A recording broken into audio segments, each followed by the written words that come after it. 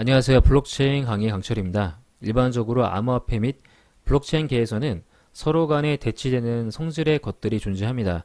그 중에 세 가지의 속성들이 서로 간에 영향을 주어서 결과적으로 트레이드 오프를 해야 되는 상황이 오는 것을 불가능의 삼각정리, 즉 트릴레마라고 합니다.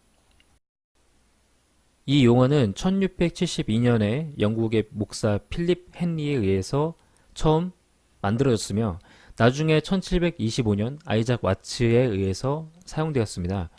트릴레마는 수많은 서비스 및 시스템에 퍼져 있으며 결과적으로 트릴레마를 최소화시키거나 특정 서비스에 적당한 속성만을 사용하는 방안으로 해결을 하는 것을 목적에 두고 있습니다.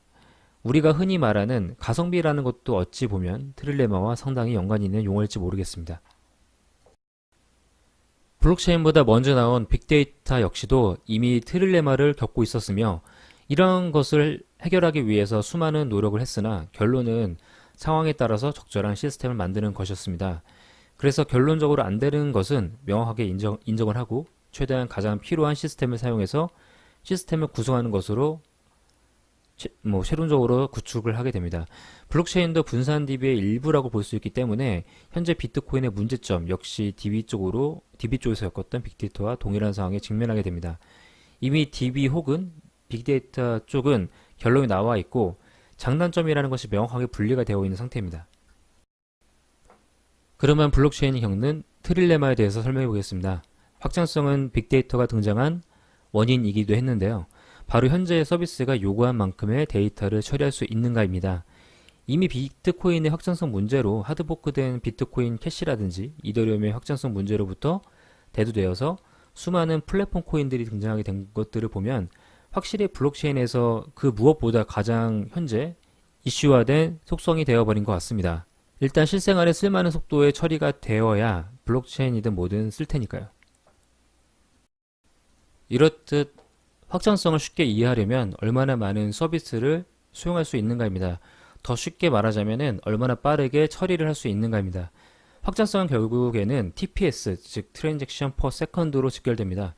시스템의 성능을 잘 알기 위해서는 숫자만큼 좋은 것이 없으며 초당 처리 능력만큼 좋은 지표도 없습니다. 현재 가장 빠른 퍼블릭 암호화폐 메인넷은 EOS입니다.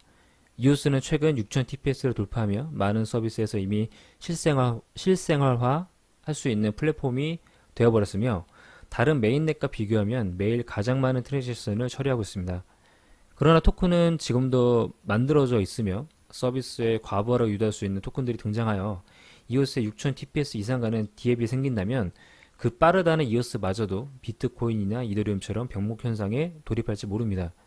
최근에 나온 코인들은 확장성의 이슈를 해결하기 위해서 나온 코인들이 많으며 이러한 코인들은 일반적으로 3세대 코인이라고 불립니다. 대표적으로 EOS, 트론, 에이다, 이오스트와 같은 코인들이 존재합니다. 두 번째는 안전성입니다. 블록체인이 데이터베이스 쪽에서도 관심이 많지만 보안이 들어가기 때문에 암호화계에서도 높은 관심을 가지는 기술입니다. 이미 암호화폐는 크립토 커런시라고 불리는 것처럼 암호화폐는 암호화되어 있어서 데이터의 익명성 및 안전한 장부를 유지할 수 있습니다. 비트코인과 이더리움의 높은 관심은 바로 POW와 POS로 이어지는 불가능한 해킹 때문입니다. 물론 이와 같은 마이닝 및 합의 알고리즘을 사용하고도 해킹을 당하는 코인들이 존재하긴 합니다.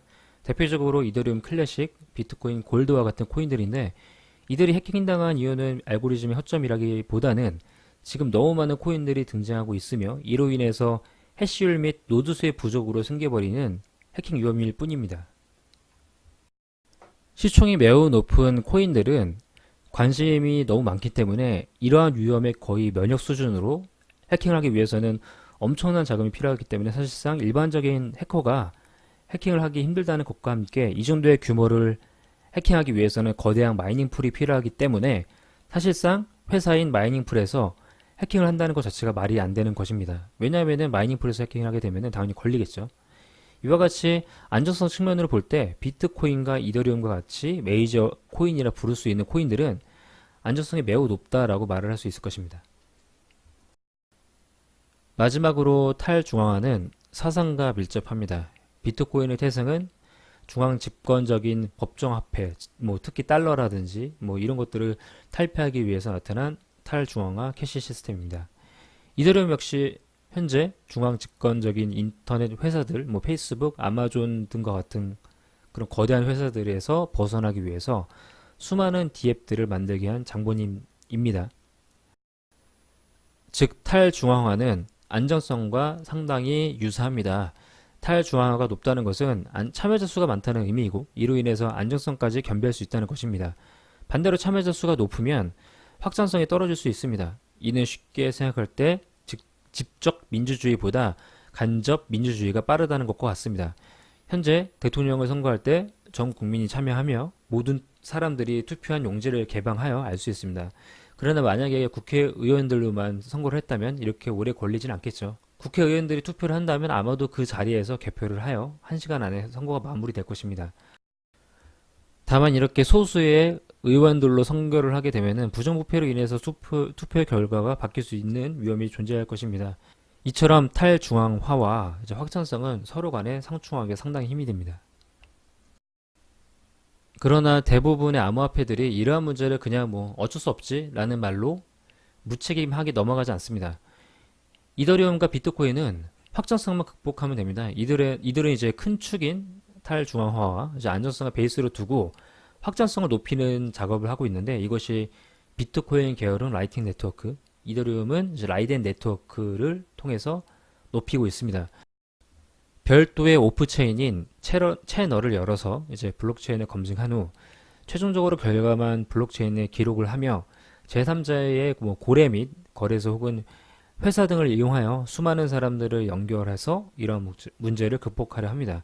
라이트 네트워크에는 이미 비트코인뿐만 아니라 라이트코인 역시 참여하고 있으며 비트코인의 DNA를 반을 보유하고 있는 퀀텀과 같은 코인들도 역시 라이트닝 네트워크에 참여하고 있습니다.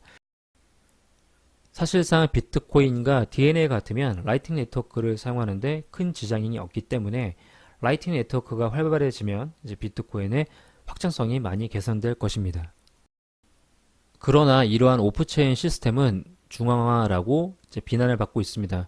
우선 블록체인 기술이 아니며 제3자의 세력이 필요하기 때문에 확장성 진영에서 이러한 시스템은 탈중앙화가 아니고 이제 블록체인이 아니라며 바로 비난하고 있습니다. 특히 최근에는 로저버와 찰레리가 라이팅 네트워크가 성공하는지에 대한 내기까지 하고 있는 실정입니다. 확장성 진영들은 본인들은 이미 트릴레마를 모두 극복했다라는 말을 합니다. 대표적으로 이오스와 같은 시스템은 검증 노드가 21개에 불과하기 때문에 11개의 검증 노드만 무너뜨리면 해킹을 당할 위험은 충분히 존재한다고 말을 하지만 이러한 검증 노드들은 일반적인 그런 개인들의 서버들이 아니며 회사 규모의 거대한 검증 노드이며 전 세계적으로 존재하기 때문에 사실상 해킹을 하는 것은 물리적으로 불가능에 가깝습니다. 서버 자체가 프라이빗이기 때문에 해커가 온라인에서 해킹을 하는 것이 불가능하며 노드가 적으니까 APT 공격을 하면 먹힐 거라 생각하지만 마찬가지로 전 세계에 퍼진 노드를 APT 공격한다는 것은 영화에서는 나올 법한 일입니다. 하나의 노드를 APT로 공격할 수 있지만 여러 대의 노드를 동시다발적으로 APT 공격한다는 것은 힘들기 때문에 해킹이 매우 단단하다 말을 할 수 있을 것입니다.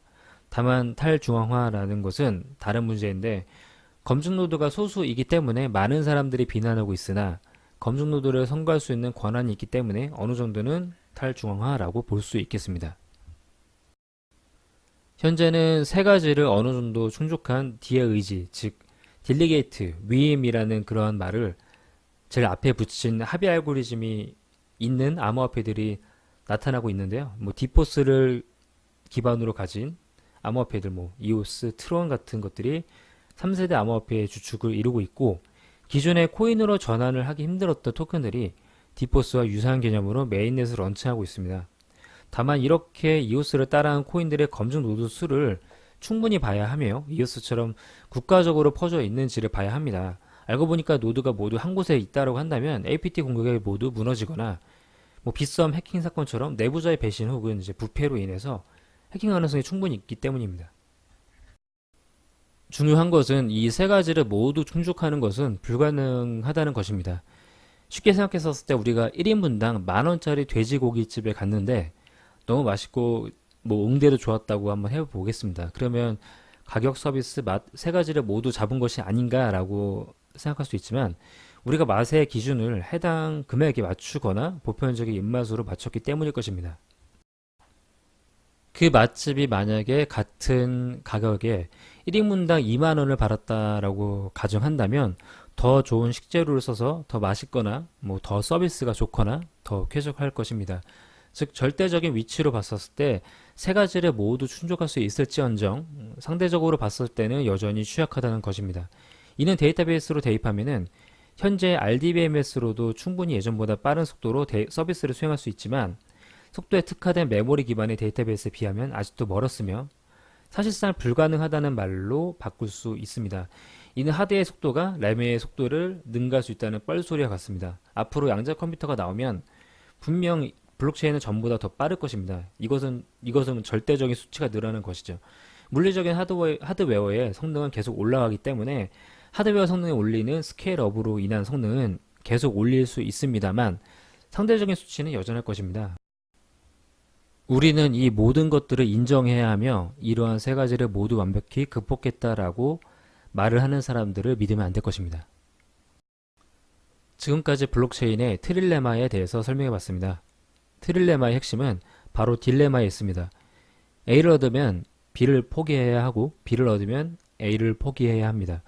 이러한 문제점을 인정하고 암호화폐를 고를 때 어느 부분에서 사용이 될 것인지 해당 서비스가 안전이 필요한지 속도가 필요한지 등을 고려해서 종목을 고르거나 블록체인 개발자라면은 불가능을 일단 인정해야 하고 본인들의 서비스에 어떤 기술이 우선적으로 필요한지 따져보는 그런 안목을 기르는 것을 추천드립니다.